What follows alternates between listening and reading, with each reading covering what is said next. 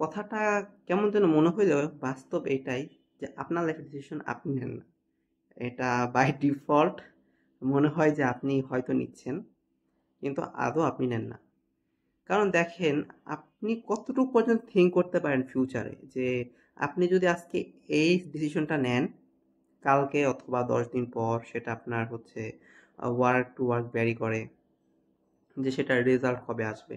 তো আফটার রেজাল্টটা ভালো হবে, তাই না? আপনি যদি ডিসিশন 100% অ্যাকুরেট ডিসিশন নিতে পারতেন, অথবা আপনি যদি ভালো ডিসিশনটা নিতে পারতেন, তাহলে তো আপনার লাইফে কখনো খারাপ কিছু আসতো না, আপনার আনএক্সপেক্টেবল কোনো কিছু আসতো না।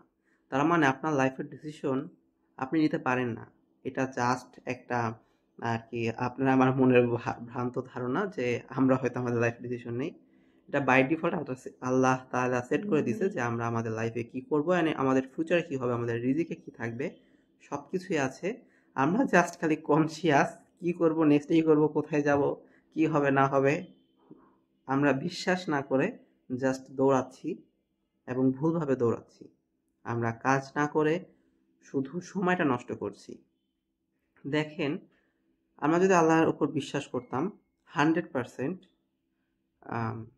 আমরা যেরকমটা বিশ্বাস করি যে আমরা যদি খাবার না খাই তাহলে আমরা মারা যাব, আমরা যদি অক্সিজেন না নিই, নাক দিয়ে শ্বাস না নিই, আমরা মারা যাব, এই পরিমাণে বিশ্বাস, আহ, অথবা আমরা যদি আগুনের উপরে হাত রাখি, আমরা যে পুড়ে আর আমাদের হাত জ্বলাপোড়া করবে, সেই রকম বিশ্বাসটা যদি আমরা আল্লাহর উপরে করতাম, যে হ্যাঁ আল্লাহ তাআলা সেট করে রাখছে যে আমরা কি করব, ইন ফিউচার আমাদের রিজিক কি হবে, তাহলে আমরা তো কনসিয়াস হইতামই না।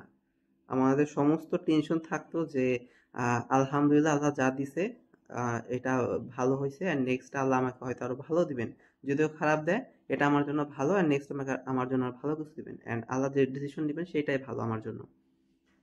এখন হয়তো বলতে পারেন যে আল্লাহ কেন আপনাকে খারাপ ডিসিশনটার ভিতর দিয়ে নিয়ে গেল, অথবা এই ভালো ডিসিশনের ভিতর দিয়ে নিয়ে গেল। আগে খারাপটা বলি, ভালো তো আসলে বুঝিনি যে ভালো আপনার জন্যই দিছে। খারাপ সিচুয়েশনের ভিতর দিয়ে যাওয়ার মানে হচ্ছে আল্লাহ আপনাকে এই সিচুয়েশনের ভিতর দিয়ে গিয়ে বোঝাতে চায় যে আপনি এই সিচুয়েশন থেকে কিছু শিখেন, লার্ন করেন, দেন আপনি নেক্সট স্টেপ যেটা আসবে সেখানে আপনি এটা ইমপ্লিমেন্ট করেন, যাতে কিনা আপনি আরো ভালো কিছু জায়গায় যেতে পারেন। অথবা আপনাকে এমন কিছু শেখায় যে এই সমাজ আপনাকে সবসময় স্বার্থপর হিসেবেই গণ্য করে, আপনি তাদের কাছে কিছুই পাবেন না। এরকম অনেক কিছু শিক্ষা থাকে আপনার সেই ফেলার টাইম পিরিয়ডের ভিতরে, বাট আপনি সেখান থেকে শিক্ষা নেন, অ্যান্ড নেক্সটে যে অপশনটা আসবে, একটা সুযোগ আসবে, সেখানে আপনি সেটা কাজে লাগানোর সুযোগ, আহ, কাজে লাগানোর চেষ্টা করেন। অথবা এটাকে অন্যভাবে চিন্তা করে দেখেন, আমরা আল্লাহর কাছে কখন আসি? যখন আমরা কোনো প্রবলেমে পড়ি, তাই না? আল্লাহ আমাদের কেন সৃষ্টি করছে? যাতে নাকি আমরা আল্লাহর ইবাদত করি। এখন আমরা যখন প্রবলেমে না পড়ি তখন আমরা আল্লাহর ইবাদত করি না। আলহামদুলিল্লাহ যে আল্লাহ আমার লাইফে অনেক প্রবলেম দিছে, যার কারণে কিনা আমি আল্লাহর কাছে আসতেছি।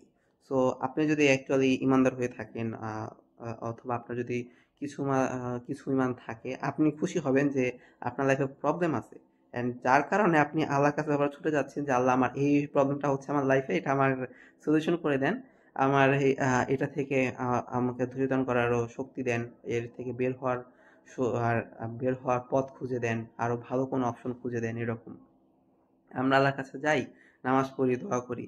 বাট যার লাইফে কিনা থিঙ্ক করা যে প্রবলেম, বাট যে না কিভাবে থিঙ্ক করে না, তার অবস্থাটা দেখেন, সে ডিপ্রেস, যে কি করবে নেক্সটে, তার লাইফ একদম হেল হয়ে গেছে প্রবলেমে, সে একদম এমন অবস্থায় চলে গেছে তার ওঠার কোনো ওয়েই নাই, তার থিঙ্কিং এরকম হয়ে গেছে। বাট যে কিনা আল্লাহর উপর বিশ্বাস করে, তার থিঙ্কিং এরকম না। সে হচ্ছে আরো কি বলে, আরো সাহস পায় যে না, এটা আমার জন্য একটা শিক্ষা, আমার জন্য আরো ভালো কিছু হবে।